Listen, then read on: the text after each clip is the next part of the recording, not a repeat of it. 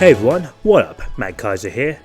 Now recently there's been a lot of exciting games, some of which have been taking inspiration from other more popular games, and some of them have their own inspirational dev stories, as well as pay homage to those inspirational games in question. Things like Stellar Blade, Lost Soul Aside, Eternites, Sea of Stars, and the recently revealed Renatus. However, there's also a new kid on the block, one that actually shows some promise, and seems to be a love letter of games like, say, Kingdom Hearts, NieR, Final Fantasy, Gravity Rush, Persona, Yakuza, as well as the overall RPG genre in general, and that would have to be none other than AIKODE. Now this game is said to be an action RPG, and fun fact, it's been developed by one person, and thankfully I was granted to play the demo. Special thank you to Ace for hitting me up, so I can potentially get a feel for the game and tell you all about my experience. But before we begin, if you like what you're seeing here, then by all means, like the video, click the subscribe button if you're new, and hit that bell notification icon if you want more JRPG content from yours truly. Not only that, but I'm currently going to work on my Persona 5 750 subscriber special, where I'll be able to play and review on what might consider to be one of the best JRPGs in the modern era, which is Persona 5 Royal, and hopefully before this year ends I'll have that out, so please do look forward to that. And with that said, back to the video. Now the demo in question is sort of similar to, say, the Platinum demo of Final Fantasy 15, and while I wouldn't say it's too long, as it grants you about maybe 30 to 40 minutes of gameplay, and this demo was fairly linear, though I'm being told that the full game will be more open world, I have to say that overall I was pretty much impressed. Starting off with the visuals, and I have to say, for a game being made by one person and using what I assume is basically Unreal Engine 5, it looks absolutely beautiful. And while obviously it's a work in progress, as you can see that the NPCs do have some blank expressions, there are just some things that just look absolutely beautiful, like the locales, like say Schrodinger's Tower looking like Scarlet Alcalem or even Altissia, and this one area here reminded me of the copied city. And hell, even the cutscenes themselves look absolutely impressive, with the main girls looking just very expressive, like damn. To have this done by a single person is just absolutely insane, and the voice acting as well as the music is pretty good, the music itself giving me both Kingdom Hearts and NieR vibes. Shout out to Kevin Simon, and please follow him for creating some absolutely amazing music. Music is available on both Spotify and YouTube, and as for the voice performances by this one voice actor I see, it is actually pretty amazing.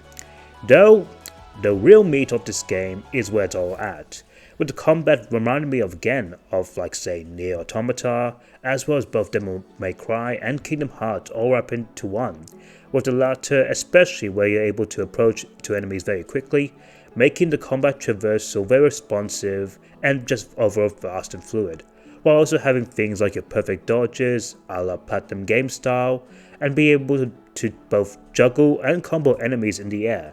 It just felt so smooth, responsive, as well as just overall fun. The movement mechanics in general just felt really good, especially playing as this girl who could skate, and this other girl who couldn't actually fly.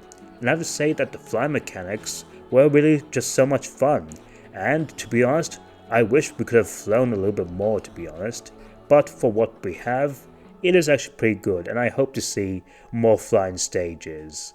I even got, say, like Star Ocean 6 vibes, but even better, which is great.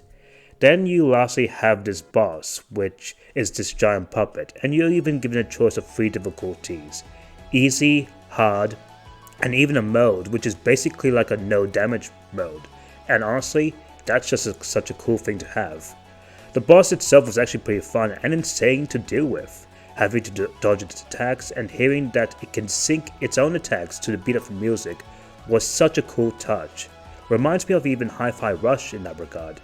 So yeah, overall the combat itself was pretty good.